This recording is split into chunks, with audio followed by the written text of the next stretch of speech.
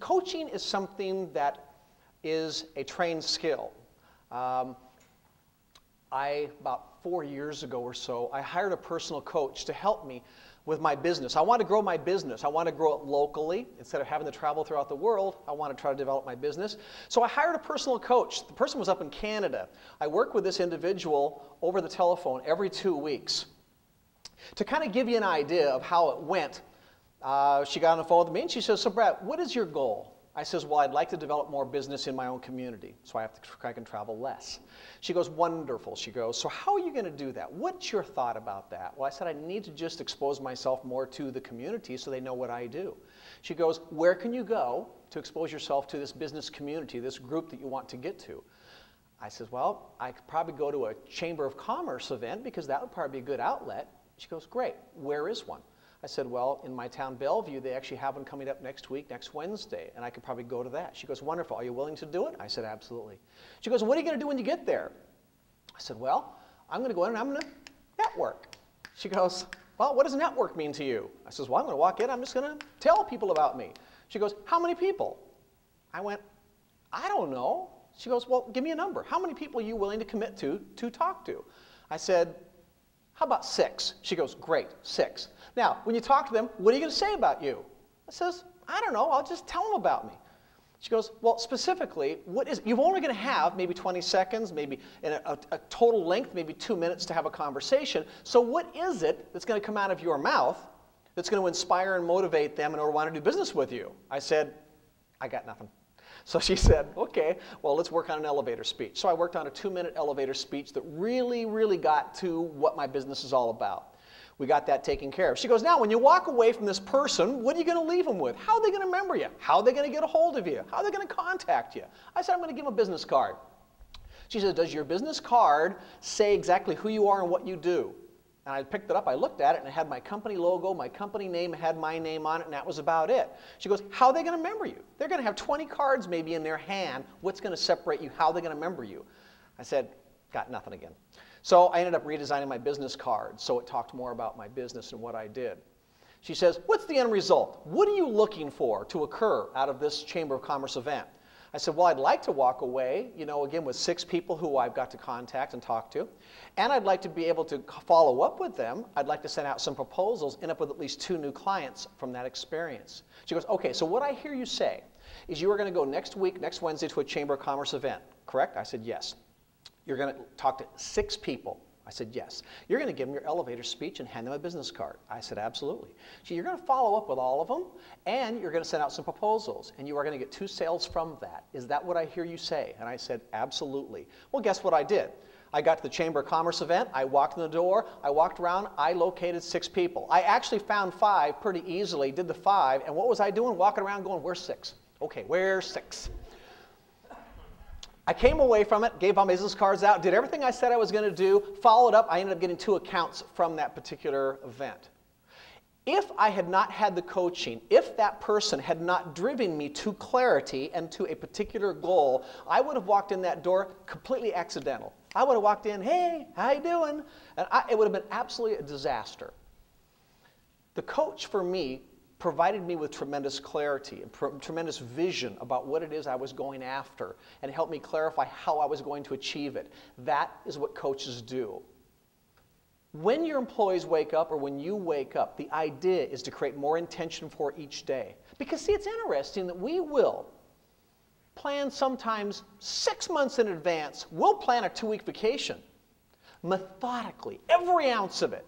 The flight, the hotel, where we're going to stay, what we're going to do while we're there. We're going to plan this thing methodically. And then the other 50 weeks out of the year are an absolute accident. We just show up. We wake up, we do our deal, we get home, we just over and over again, it's perpetual. If you want to live an extraordinary life, I believe that you can achieve that if in fact you make your life intentional. A coach will not provide you with all the right answers.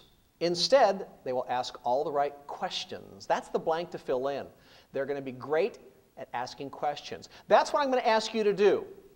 In the future, I mentioned earlier in the leadership training that I did not want you to give up the answers to your employees. I want them to self-discover them for themselves. When they come to you and ask you a question, you don't give them the answer. You simply turn around and say, how would you handle that? That's your question. And if they say, I don't know, say, give it some thought. Well, I haven't got any ideas on that. Give me one. I don't care if it's wrong. Give me something. Don't ever back down from that. Don't let anybody tell you, I just don't know. Make them seek, make them look for the answer a little bit. Otherwise, you become the answer person. The coaching process is like walking through a park.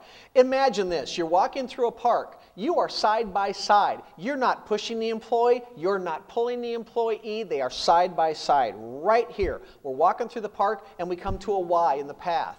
Your job is not to tell them which path to take. Your job is to turn to this person and ask them enough questions so that they become very clear on which path is the right path for them. And if they pick the right path, you say, perfect, exactly. Reinforce it, praise them, take the path. If you know that's the wrong path for them, your job is to keep them physically and emotionally safe, right? We talk about that many times.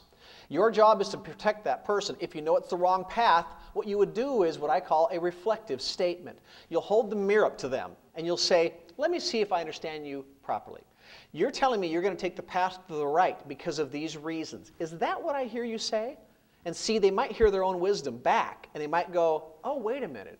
Now that you say that, no, actually, I need to take the one on the left. And you say, you know what? Very good. And we take the one to the left. Coaching versus counseling.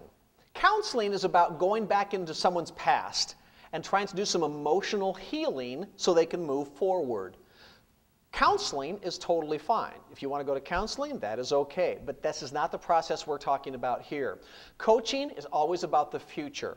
Coaching is about setting goals and helping them achieve them. So, counseling is about healing the past. Coaching is about going forward into the future. Let's talk about setting SMART goals. If you've not in your organization been trained on what a SMART goal is. See, a lot of us set goals. See, some of you might say, Brad, my goal, I want to be coached, my goal is I want to be stress-free. It's unattainable. It's not a SMART goal. Setting SMART goals, you have to ask yourself the question, is it specific? Is it measurable? Is it achievable? Is it realistic? And is it timed? If it does not fall under this litmus test right here, do not go after the goal. It's not going to be a reasonable goal. Now, if you came to me and said, I'm really stressed out, I would say, why? And you might say, well, because I've got all these sticky notes all over my desk, and you know, I'm kind of stressed out. I've got so many things to do. I'm kind of disorganized, and it's stressing me out. So I would say, well, what would you like to do? What should we do? Well, I'd like to just get more organized. I'd like to be able to become a better list maker. Now, is being a list maker a SMART goal? Is it specific? Yeah. Measurable? Yeah. Achievable? Yeah. Realistic? Sure. Timed? I'm going to have it done by Friday. Perfect. I'd like you to listen to your employees.